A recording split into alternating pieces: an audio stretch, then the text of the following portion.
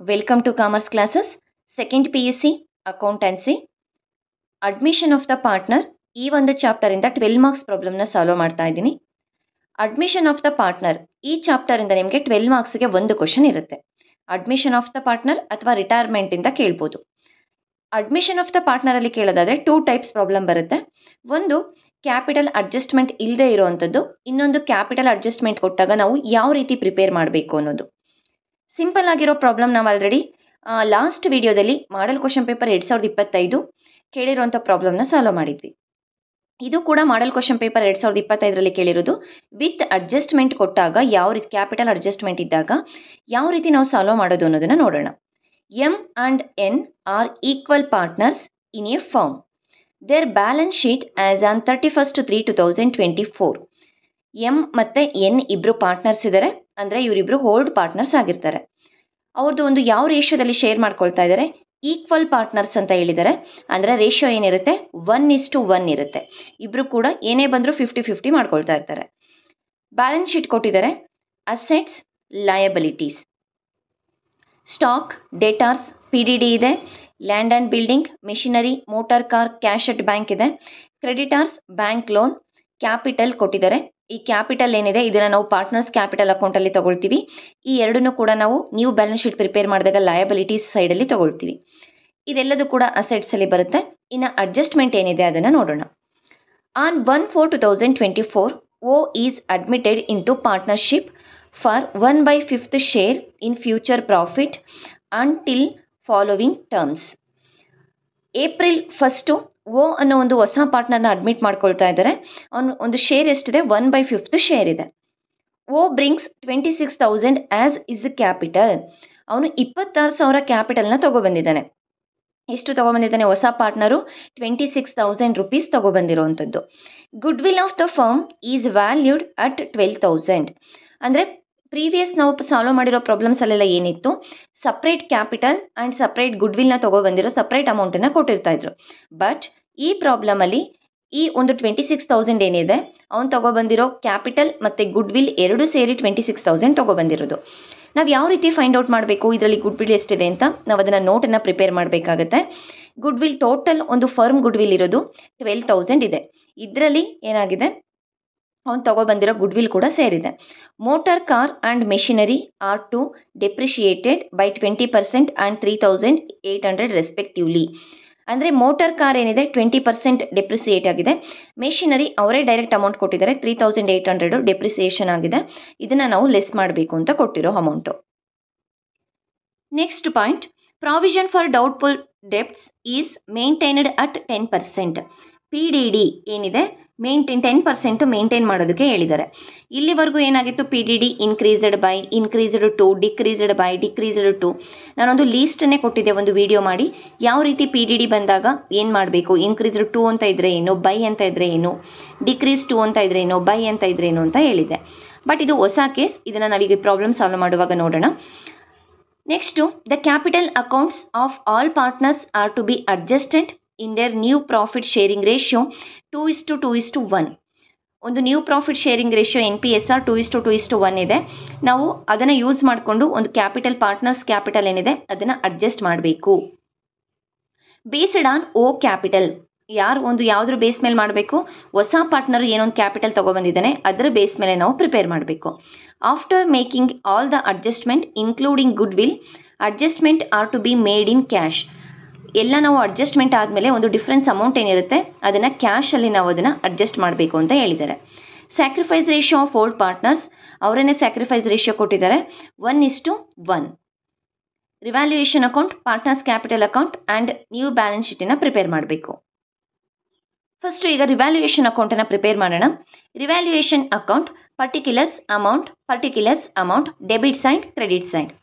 Debit ಸೈಡಲ್ಲಿ ಏನೇನೆಲ್ಲ ಬರುತ್ತೆ, ಅಸೆಟ್ಸ್ ವ್ಯಾಲ್ಯೂ ಡಿಕ್ರೀಸ್ ಆಗಿದ್ರೆ, ಲಯಬಿಲಿಟಿ ವ್ಯಾಲ್ಯೂ ಇನ್ಕ್ರೀಸ್ ಆಗಿದ್ರೆ ನಾವು ಡೆಬಿಟ್ ಸೈಡಲ್ಲಿ ತಗೊಳ್ತೀವಿ. ಕ್ರೆಡಿಟ್ ಸೈಡಲ್ಲಿ ಅಸೆಟ್ಸ್ ವ್ಯಾಲ್ಯೂ ಇನ್ಕ್ರೀಸ್ ಆಗಿ ಲಯಬಿಲಿಟಿ ವ್ಯಾಲ್ಯೂ ಡಿಕ್ರೀಸ್ ಆಗಿದ್ರೆ ನಾವು ಈ ಕ್ರೆಡಿಟ್ ಸೈಡಲ್ಲಿ ತಗೊಳ್ಳುವಂಥದ್ದು. ಅಡ್ಜಸ್ಟ್ಮೆಂಟಲ್ಲಿ ಏನು ಕೊಟ್ಟಿದ್ದಾರೆ, motor car and machinery depreciation ಆಗಿದೆ. ಅಂದರೆ ಮೋಟಾರ್ ಕಾರು ಮತ್ತು ಮೆಷಿನರಿ ಅಸೆಟ್ಸ್ ಅಲ್ವಾ, ಅಸೆಟ್ಸ್ ವ್ಯಾಲ್ಯೂ ಕಡಿಮೆ ಆಗಿದೆ ಅಂದರೆ ನಾವು ಯಾವ ಸೈಡ್ ತಗೋಬೇಕು, ಡೆಬಿಟ್ ಸೈಡ್ ತಗೋಬೇಕು. ಟು ಮೋಟಾರ್ ಕಾರ್ ಅಕೌಂಟ್ ಎಷ್ಟಿದೆ ಮೋಟಾರ್ ಕಾರ್ ವ್ಯಾಲ್ಯೂ 8000 ರುಪೀಸ್ ಇದೆ. 8000 ಇಂಟು 20/100 20% ಅಷ್ಟು ಡಿಕ್ರೀಸ್ ಆಗಿದೆ, 1600 rupees. Next machinery. To machinery account ಅವರೇ ಡೈರೆಕ್ಟ್ ಅಮೌಂಟ್ ಕೊಟ್ಟಿದ್ದಾರೆ ಎಷ್ಟು ಡೆಪ್ರಿಸಿಯೇಷನ್ ಆಗಿದೆ ಅಂತ. 3800 ಡೆಪ್ರಿಸಿಯೇಷನ್ ಆಗಿದೆ, 3800 rupees. Next adjustment PDD provision for doubtful ಡೆಪ್ಟ್ maintained at 10% ಅಂತ ಕೊಟ್ಟಿದ್ದಾರೆ. ನಾವು ಡೆಟಾರ್ಸ್ ಮೇಲೆ 10% ಪ್ರಾವಿಷನ್ ಫಾರ್ ಡೌಟ್ಫುಲ್ ಡೆಪ್ಟ್ಸ್ನ ಮೇಂಟೈನ್ ಮಾಡೋದಕ್ಕೆ ಹೇಳಿರೋದು. ಟು PDD ಅಂದರೆ ಡೆಟಾರ್ಸ್ ಎಷ್ಟಿತ್ತು, 32,000 ರುಪೀಸ್ ಇದೆ.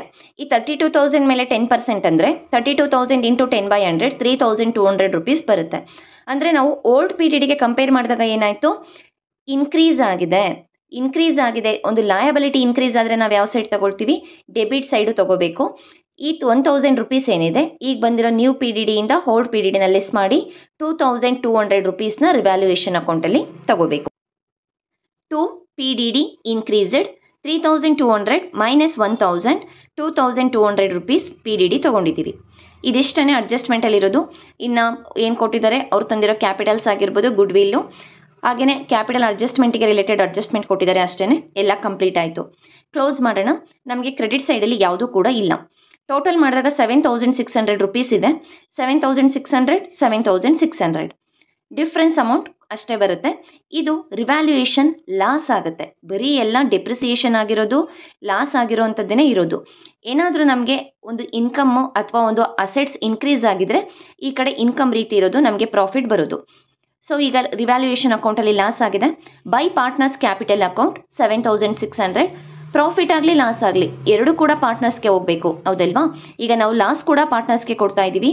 M 7600 into 1/2, N 7600 into 1/2. ಈ 1/2 ಹೇಗೆ ಬಂತು ಅಂದರೆ ಅವ್ರು ಏನೇ ಆದರೂ ಕೂಡ ಅದನ್ನು ಈಕ್ವಲ್ ಆಗಿ ಶೇರ್ ಮಾಡ್ತಾ ಇದ್ದಾರೆ. ಈಕ್ವಲ್ ಅಂತ ಹೇಳಿದರೆ 1:1 ಆಗುತ್ತೆ. 1 ಎರಡನ್ನೂ ಟೋಟಲ್ ಮಾಡಿದಾಗ ಬೈ 2. 3800 ರುಪೀಸ್ ಇಬ್ಬರಿಗೂ ಕೂಡ ಲಾಸ್ ಆಗಿದೆ. ಇದನ್ನು ನಾವು ಏನು ಮಾಡ್ತೀವಿ, ನೆಕ್ಸ್ಟು ಪಾರ್ಟ್ನರ್ಸ್ ಕ್ಯಾಪಿಟಲ್ ಅಕೌಂಟಲ್ಲಿ ತಗೊಳ್ತೀವಿ. Next partners capital account particular MNO, particular MNO. First item partners capital ಅಕೌಂಟಲ್ಲಿ ನಾವು ತಗೋಬೇಕಾಗಿರೋದು ಅವ್ರದ್ದು ಓಲ್ಡ್ ಕ್ಯಾಪಿಟಲ್ ಬ್ಯಾಲೆನ್ಸ್ ಶೀಟಲ್ಲಿ ಕೊಟ್ಟಿರುವಂಥದ್ದು, ಲಯಬಿಲಿಟಿ ಸೈಡಲ್ಲಿ ಕೊಟ್ಟಿರ್ತಾರೆ. ಬೈ ಬ್ಯಾಲೆನ್ಸ್ ಬ್ರಾಡ್ ಡೌನ್ ಎಮ್ದು 80,000 ಇದೆ, ಎಂದು 40,000 ಇದೆ, ಎರಡನ್ನೂ ತೊಗೊಂಡಿದ್ದೀನಿ. ಅದಾದ ನಂತರ ನೆಕ್ಸ್ಟ್ ನಾವು ಹೊಸ ಪಾರ್ಟ್ನರ್ದು ತೊಗೋಬೇಕಾಗಿರೋದು. ನೆಕ್ಸ್ಟ್ ಬ್ಯಾಲೆನ್ಸ್ ಶೀಟಲ್ಲಿ ಏನಾದರೂ ಜನರಲ್ ರಿಸರ್ವ್ ಫಂಡ್ ಈ ರೀತಿ ಏನಾದರೂ ಕೊಟ್ಟಿದ್ದಾರಾ? ಈ ಪ್ರಾಬ್ಲಮಲ್ಲಿ ಯಾವುದೇ ಅಮೌಂಟ್ ಕೊಟ್ಟಿಲ್ಲ. ಹಾಗೆಯೇ ರಿವ್ಯಾಲ್ಯೂಯೇಷನ್ ಅಕೌಂಟಲ್ಲಿ ಪ್ರಾಫಿಟ್ ಅಥವಾ ಲಾಸ್ ಆಗಿದ್ರೆ ಅದನ್ನು ಕೂಡ ನಾವು ಓಲ್ಡ್ ಪಾರ್ಟ್ನರ್ಸ್ಗೆ ಕೊಡಬೇಕು. ನಮಗೆ ಈ ಪ್ರಾಬ್ಲಮಲ್ಲಿ ಲಾಸ್ ಆಗಿದೆ. ಬೈ ಪಾರ್ಟ್ನರ್ಸ್ ಕ್ಯಾಪಿಟಲ್ ಅಕೌಂಟ್ ಇದೆ, ಅದಕ್ಕೆ ಆಪೋಸಿಟ್ ಎಂಟ್ರಿ ಏನು ಬರುತ್ತೆ, to revaluation account. To revaluation account 3800 ಇಬ್ಬರಿಗೂ ಕೂಡ ಲಾಸನ್ನು ಕೊಟ್ಟಿದ್ದೀವಿ. ಇದಾದ ನಂತರ ನೆಕ್ಸ್ಟ್ ಏನಾಗುತ್ತೆ, ಹೊಸ ಪಾರ್ಟ್ನರು ತೊಗೊಬಂದಿರೋ ಕ್ಯಾಶನ್ನು ಹಾಕಬೇಕು. ಹೊಸ ಪಾರ್ಟ್ನರ್ ಕ್ಯಾಶ್ ರೂಪದಲ್ಲಿ ತೊಗೊಬಂದಾಗ ಜರ್ನಲ್ ಎಂಟ್ರಿ ಏನಾಗುತ್ತೆ, cash account data to new partner capital account. ನಾವೀಗ ಪಾರ್ಟ್ನರ್ಸ್ ಕ್ಯಾಪಿಟಲ್ ಅಕೌಂಟನ್ನೇ ಪ್ರಿಪೇರ್ ಮಾಡ್ತಾ ಇರೋದ್ರಿಂದ ಅದರ ಆಪೋಸಿಟ್ ಎಂಟ್ರಿನ ತೊಗೋಬೇಕಾಗುತ್ತೆ. ಬೈ ಕ್ಯಾಶ್ ಅಕೌಂಟ್ ಎಷ್ಟು ತೊಗೊಬಂದಿರೋದು 26,000 ರುಪೀಸ್ ಇದೆ. ಇದರಲ್ಲಿ ಗುಡ್ ವಿಲ್ ಇನ್ಕ್ಲೂಡ್ ಆಗಿದೆ. ಈಗ ನಾವೀಗ ಗುಡ್ ವಿಲ್ನ ಸಪ್ರೇಟ್ ಮಾಡ್ಕೋಬೇಕು, ಯಾಕೆಂದರೆ ಓಲ್ಡ್ ಪಾರ್ಟ್ನರ್ಸ್ಗೆ ಡಿಸ್ಟ್ರಿಬ್ಯೂಟ್ ಮಾಡಬೇಕು ಅಲ್ವಾ.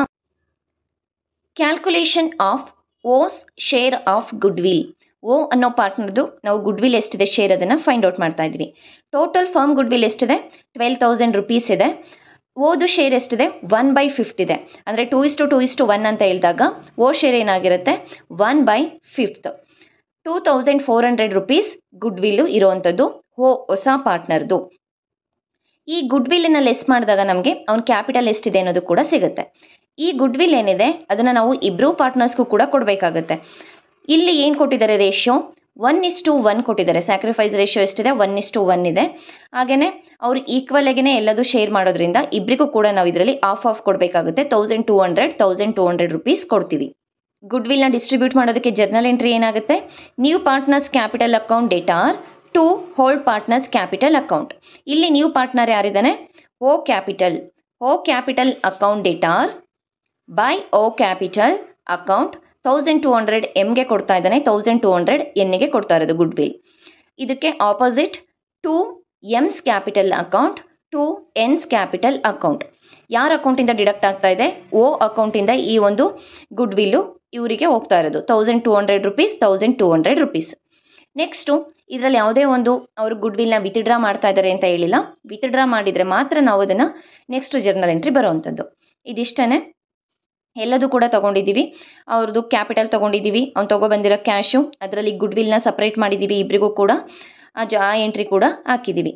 ನೆಕ್ಸ್ಟು ನೋಟ್ ನಂಬರ್ 2, ಹೊಸ ಕ್ಯಾಪಿಟಲ್ ಏನಿದೆ ನಮಗೆ ಉಳಿದೆಲ್ಲ ಪ್ರಾಬ್ಲಮಲ್ಲಿ ಬ್ಯಾಲೆನ್ಸಿಂಗ್ ಫಿಗರನ್ನ ಕ್ಯಾಪಿಟಲಾಗಿ ತೊಗೊಳ್ತಾ ಇದ್ವಿ. ಇಲ್ಲಿ ನಾವು ಕ್ಯಾಪಿಟಲ್ನ ಬ್ಯಾಲೆನ್ಸಿಂಗ್ ಫಿಗರ್ ಆಗಿ ತೊಗೊಳ್ಳೋದಿಲ್ಲ, ನಾವೇ ಕ್ಯಾಪಿಟಲ್ನ ಫೈಂಡ್ ಔಟ್ ಮಾಡಬೇಕು based on new partners capital. Calculation of new capital based on O's capital. Total capital of firm, total ಒಂದು ಫರ್ಮ್ ಕ್ಯಾಪಿಟಲ್ ಎಷ್ಟಿದೆ ಅಂತ ಯಾವ ರೀತಿ ಫೈಂಡ್ ಔಟ್ ಮಾಡ್ತೀವಿ? 26,000 ಹೊಸ ಪಾರ್ಟ್ನರ್ ತೊಗೊಬಂದಿರೋದು, ಅದರಲ್ಲಿ 2,400 ಗುಡ್ ವಿಲ್ನ ಲೆಸ್ ಮಾಡಿದಾಗ 23,600 ರೂಪೀಸ್ ಅವನ ಕ್ಯಾಪಿಟಲ್ ಆಗಿದೆ. ಈಗ ನಮಗೆ ಹೊಸ ಪಾರ್ಟ್ನರ್ ಕ್ಯಾಪಿಟಲ್ ಎಷ್ಟು ಅಂತ ಸಿಕ್ತು. ಈಗ ನಾವೇನು ಮಾಡಬೇಕು? ಓಲ್ಡ್ ಪಾರ್ಟ್ನರ್ಸ್ ಕ್ಯಾಪಿಟಲ್ನ ಫೈಂಡ್ ಔಟ್ ಮಾಡಬೇಕು. ಟೋಟಲ್ ಕ್ಯಾಪಿಟಲ್ 23,600 ಅವನು ಹೊಸ ಪಾರ್ಟ್ನರ್ದು ಇಂಟು 5/1. ಅವನು ಒಬ್ಬಂದು ಎಷ್ಟಿತ್ತು? 1/5 ಶೇರ್ ಮಾಡಿದಾಗ ಅವನು ಒಬ್ಬನ ಕ್ಯಾಪಿಟಲ್ ಸಿಕ್ಕಿತ್ತು 2:1 ರೇಷಿಯೋದಲ್ಲಿ. ಈಗ ನಮಗೆ ಟೋಟಲ್ ಫರ್ಮ್ ಕ್ಯಾಪಿಟಲ್ ಬೇಕು, ಹಾಗಾಗಿ ಅದನ್ನು ರಿವರ್ಸ್ ಮಾಡ್ತಾ ಇದ್ದೀವಿ 5/1. ಟೋಟಲ್ ಕ್ಯಾಪಿಟಲ್ 1,18,000 ರೂಪೀಸ್ ಒಂದು ಫರ್ಮ್ ಕ್ಯಾಪಿಟಲ್ ಸಿಕ್ತು. ಇದರಲ್ಲಿ ಎಮ್ ಎನ್ ಆ್ಯಂಡ್ ಓದು ಕೂಡ ಇದೆ. M and N 1,18,000 into 2/5 47,200. 1,18,000 into 2/5 ಇಬ್ಬರದು 2:1 ರೇಷಿಯೋ ಇರೋದು 47,200. ಮತ್ತು ನಮಗೆ ಆಲ್ರೆಡಿ ಓದ್ ಗೊತ್ತಿದೆ. ಇನ್ನೂ ಒಂದ್ಸಲ ನಿಮಗೆ ಕ್ಲಾರಿಫೈ ಆಗಬೇಕು ಅಂದರೆ 1,18,000 ಇಂಟು 1/5 ಮಾಡಿದಾಗ 23,600 ರೂಪೀಸ್ ಬರುತ್ತೆ. To balance carry down transfer to capital, ಕ್ಯಾಪಿಟಲ್ಗೆ ಟ್ರಾನ್ಸ್ಫರ್ ಮಾಡಬೇಕು. ಅವ್ರದ್ದು ಒಂದು ಕ್ಯಾಪಿಟಲ್ ಎಷ್ಟಿದೆ? 47,200, 47,200, 23,600 ರೂಪೀಸ್. ನಮಗೆ 3 ಜನದ್ದು ಕ್ಯಾಪಿಟಲ್ನ ಫೈಂಡ್ ಔಟ್ ಮಾಡಿದ್ದೀವಿ. ಈಗ ಟೋಟಲ್ ಮಾಡೋಣ. ಟೋಟಲ್ ಮಾಡಿದಾಗ ನಮಗೆ ಎಮ್ ಅಲ್ಲಿ ಕ್ರೆಡಿಟ್ ಸೈಡ್ ಟೋಟಲ್ ಜಾಸ್ತಿ ಬಂದಿದೆ, 81,200, 81,200 ಎರಡೂ ಸೈಡ್ ಹಾಕಿದ್ದೀನಿ. ಇದನ್ನು ಈ 47,200 ಆ್ಯಂಡ್ 3,800ನ ಲೆಸ್ ಮಾಡಿದಾಗ ನಮಗೆ 30,200 ರೂಪೀಸ್ ಬ್ಯಾಲೆನ್ಸಿಂಗ್ ಫಿಗರ್ ಡಿಫ್ರೆನ್ಸ್ ಇದೆ. ಈ ಡಿಫ್ರೆನ್ಸನ್ನು ನಾವು ಕ್ಯಾಶಲ್ಲಿ ಅಡ್ಜಸ್ಟ್ ಮಾಡಬೇಕು ಅಂತ ಕೊಟ್ಟಿರೋದು. To cash account adjusted by cash. Next N ಕಾಲಮ್ನ ಟೋಟಲ್ ಮಾಡೋಣ. ಇದರಲ್ಲಿ ನಮಗೆ ಡೆಬಿಟ್ ಸೈಡ್ ಟೋಟಲ್ ಜಾಸ್ತಿ ಬರುತ್ತೆ, 51,000. ಈ 51,000ಅಲ್ಲಿ 41,200 ಲೆಸ್ ಮಾಡಿದಾಗ 9,800 ರೂಪೀಸ್ ಒಂದು ನಮಗೆ ಡಿಫ್ರೆನ್ಸ್ ಬರುತ್ತೆ. ಇದನ್ನು ಕೂಡ ನಾವು ಕ್ಯಾಶಲ್ಲಿ ಅಡ್ಜಸ್ಟ್ ಮಾಡಬೇಕು. By cash account adjusted by cash 9,800. ಓ ಕಾಲಮ್ನ ಟೋಟಲ್ ಮಾಡಿದಾಗ ಎರಡು ಕಡೆ ಕೂಡ ಟ್ಯಾಲಿ ಆಗುತ್ತೆ 26,000. ಇದು ನಾವು ಪಾರ್ಟ್ನರ್ಸ್ ಕ್ಯಾಪಿಟಲ್ ಅಕೌಂಟನ್ನು ಪ್ರಿಪೇರ್ ಮಾಡಿದ್ದು. ಈ ಕ್ಯಾಶ್ ಅಕೌಂಟ್ ಏನಿದೆ ಇದನ್ನು ನಾವು ಕ್ಯಾಶ್ ಅಕೌಂಟಲ್ಲಿ ತೊಗೊಂಡು ಟೋಟಲ್ ಕ್ಯಾಶ್ ಎಷ್ಟಿದೆ ಅನ್ನೋದನ್ನು ಫೈಂಡ್ ಔಟ್ ಮಾಡ್ಕೊಳ್ತೀವಿ. ಇಲ್ಲ ಹಾಗೆ ಕೂಡ ನೀವು ಬಾಯನ್ನೇ ಲೆಸ್ ಮಾಡ್ಕೋಬೋದು. ಕ್ಯಾಶ್ ಅಕೌಂಟ್ ಪರ್ಟಿಕ್ಯುಲರ್ ಅಮೌಂಟ್ ಒಂದು ಬ್ಯಾಲೆನ್ಸ್ ಶೀಟಲ್ಲಿ ಏನು ಕೊಟ್ಟಿದ್ದಾರೆ? ಕ್ಯಾಶ್ 14,000 ಇದೆ, ಆ ಕ್ಯಾಶ್ನ ತೊಗೊಳ್ತಾ ಇದ್ದೀವಿ. To balance brought down 14,000. Next ಇವನು ಹೊಸ ಒಂದು ಕ್ಯಾಪಿಟಲ್ನ ತಗೊಬಂದಾಗ ನಾವು ಬೈ ಕ್ಯಾಶ್ ಅಂತ ಎಂಟ್ರಿ ಮಾಡಿದ್ವಿ. ಅದರ ಆಪೋಸಿಟ್ ಎಂಟ್ರಿ ಏನಾಗುತ್ತೆ? ಓ ಪಾರ್ಟ್ನರ್ದು ಟು ಓ ಕ್ಯಾಪಿಟಲ್ ಅಕೌಂಟ್ 26,000. ಇದರಲ್ಲಿ ನೆಕ್ಸ್ಟ್ ಏನಾಗಿದೆ? ಈಗ ನಮಗೆ ಇಲ್ಲಿ ಡಿಫ್ರೆನ್ಸ್ ಬಂದಿದೆ ಅಲ್ವಾ? ಟು ಕ್ಯಾಶ್ ಇದೆ. ಟು ಕ್ಯಾಶ್ಗೆ ಆಪೋಸಿಟ್ ಏನಾಗುತ್ತೆ? By M capital account 30,200. ಇನ್ನೆಲ್ಲಾದರೂ ಕ್ಯಾಶ್ ಅಂತ ಇದೆಯಾ? ಇಲ್ಲಿದೆ ನೋಡಿ, ಬೈ ಕ್ಯಾಶ್ ಇದೆ. ಅದಕ್ಕೆ opposite entry to N capital account 9,800. Total ಮಾಡಿದಾಗ 49,800 ಡಿಫ್ರೆನ್ಸ್ ಅಮೌಂಟ್ ಏನಿದೆ 19,600 ರೂಪೀಸ್ ಇದೆ. ಬೈ ಬ್ಯಾಲೆನ್ಸ್ ಕ್ಯಾರಿ ಡೌನ್ ಇದನ್ನು ನಾವು ಹೊಸ ಕ್ಯಾಶ್ ಅಂತ ಈಗ ಸದ್ಯಕ್ಕೆ ಇರೋ ಕ್ಯಾಶ್ ಆಗಿ ನ್ಯೂ ಬ್ಯಾಲೆನ್ಸ್ ಶೀಟಲ್ಲಿ ತಗೊಳ್ತೀವಿ. New balance sheet as on 1/4/2024. Assets amount, liabilities amount. First ಅಸೆಟ್ಸನ್ನು ತಗೊಳ್ತಾ ಹೋಗೋಣ. ಸ್ಟಾಕ್ 39,000 ಇದೆ, ಸೇಮ್ ತಗೊಂಡಿದ್ದೀವಿ, ಯಾವುದೇ ಚೇಂಜಸ್ ಇಲ್ಲ.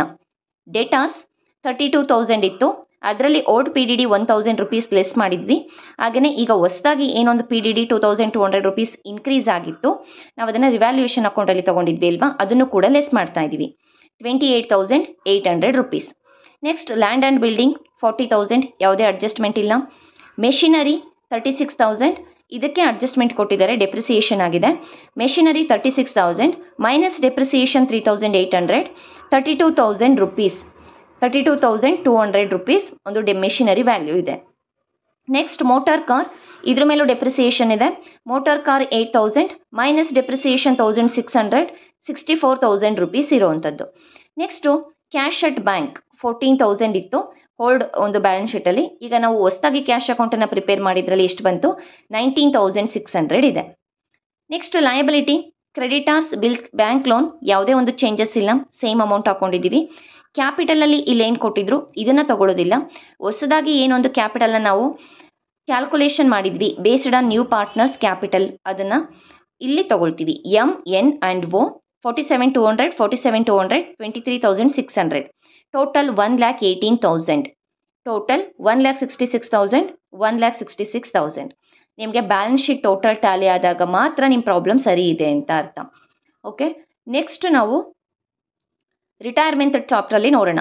ಆಲ್ರೆಡಿ ಒಂದು ಬ್ಯಾಲೆನ್ಸ್ ಶೀಟ್ ಹಾಗೇನೆ ಅಡ್ಮಿಷನ್ ಆಫ್ ದ ಚಾಪ್ಟರಲ್ಲಿ ತುಂಬಾ ಪ್ರಾಬ್ಲಮ್ ಸಾಲ್ವ್ ಮಾಡಿದ್ದೀನಿ ಕ್ವಶನ್ ಬ್ಯಾಂಕಲ್ಲಿರೋದು. ನಿಮಗೆ ಲಾಸ್ಟ್ ಇಯರ್ ಕ್ವಶನ್ ಬ್ಯಾಂಕು ಈ ಹೊಸದಾಗಿ ಬಿಟ್ಟಿರೋ ಕ್ವಶನ್ ಬ್ಯಾಂಕಲ್ಲಿ ಯಾವುದೇ ಡಿಫ್ರೆನ್ಸ್ ಇಲ್ಲ. ಕ್ವಶನ್ಗಳಲ್ಲಿ ಏನು ಮಾಡಿದ್ದಾರೆ, ನೇಮ್ ಚೇಂಜ್ ಮಾಡಿದ್ದಾರೆ. ಈಗ ಅಲ್ಲೇನಾದರೂ ಪವನ್, ಅರುಣ್ ಅಂತ ಪಾರ್ಟ್ನರ್ಸ್ ಏನಾದರೂ ಇದ್ದರೆ M and N ಅಂತ ತೊಗೊಂಡಿರ್ಬೋದು, ಇಲ್ಲ A and B ಅಂತ ತೊಗೊಂಡಿರ್ಬೋದು. ಬಟ್ ಅಮೌಂಟ್ ಸೇಮ್ ಇದೆ, ನಮ್ಮ ನೇಮ್ಸ್ ಚೇಂಜ್ ಮಾಡಿದ್ದಾರೆ. ಹಾಗೆಯೇ ಒಂದು ಅಡ್ಜಸ್ಟ್ಮೆಂಟ್ ಬಿಟ್ಟು ಕಡಿಮೆ ಮಾಡಿರ್ಬೋದು, ಇಲ್ಲ ಒಂದು ಅಡ್ಜಸ್ಟ್ಮೆಂಟ್ ಜಾಸ್ತಿ ಮಾಡಿರ್ಬೋದು. ಬಟ್ ಮೆಥಡ್ಸ್ ಸೇಮ್ ಇರುತ್ತೆ. ಅಡ್ಜಸ್ಟ್ಮೆಂಟ್ ಮೇಲೂ ಅಷ್ಟೇ 3 ಪ್ರಾಬ್ಲಮ್ಸ್ ಅಪ್ಲೋಡ್ ಆಗಿದೆ. ಸೆಕೆಂಡ್ PUC ಅಕೌಂಟೆನ್ಸಿ ಪ್ಲೇಲಿಸ್ಟನ್ನು ಚೆಕ್ ಮಾಡಿ ನಮ್ಮ ಚಾನಲಲ್ಲಿ. ಹಾಗೆಯೇ ಅಡ್ಜಸ್ಟ್ಮೆಂಟ್ ವಿತೌಟ್ ಅಡ್ಜಸ್ಟ್ಮೆಂಟು ಕೂಡ ತುಂಬಾ ಪ್ರಾಬ್ಲಮ್ಸ್ ಅಪ್ಲೋಡ್ ಆಗಿದೆ. ನೆಕ್ಸ್ಟ್ ರಿಟೈರ್ಮೆಂಟ್ ಚಾಪ್ಟರಿಂದ ಒಂದು ಪ್ರಾಬ್ಲಮ್ನ ಸಾಲ್ವ್ ಮಾಡೋಣ. Thank you.